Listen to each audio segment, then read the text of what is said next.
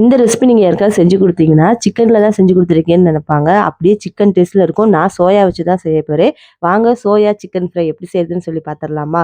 100 gram சோயாவ சுடுதண்ணீல ஊத்தி நல்லா ஒரு 10 நிமிஷம் ஊற வச்சுட்டு, வடிகட்டி தண்ணி இல்லாம புழிஞ்சு எடுத்து வச்சுக்கலாம். இப்ப மசாலா ரெடி பண்ணிடலாம். கடாயில 1 டேபிள் ஸ்பூன் வரமல்லி, சோம்பு, சீரகம், 1/2 டேபிள் ஸ்பூன் மிளகு, 4 வரமிளகாய், 2 பட்டை, 2 ஏலக்காய், 2 கிராம்பு, 1 ஜாதி பத்திரி போட்டு பொன்னிறமா வறுத்து ஆற வச்சு ஜார்ல மாத்தி நல்லா பவுடரா அரைச்சு எடுத்து, நம்ம வடிகட்டி வச்சிருக்க சோயால இந்த மசால் போட்டு பெரட்டி விட்டு ஒரு 10 நிமிஷம் ஊற விட்டுறலாம். அப்பதான் மசாலா நல்லா செட் ஆகும்.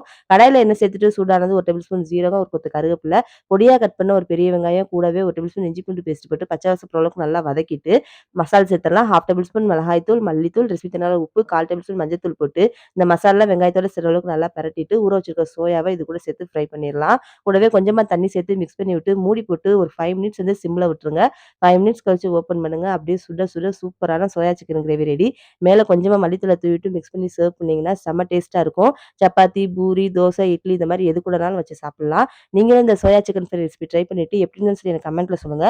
இந்த மாரி டேஸ்டியான ரெசிபிஸ் பார்க்கறதுக்கு சாட்டர்டே ரெசிபி சேனல சப்ஸ்கிரைப் பண்ணி வச்சுக்கோங்க. தேங்க்ஸ் ஃபார் வாட்சிங்.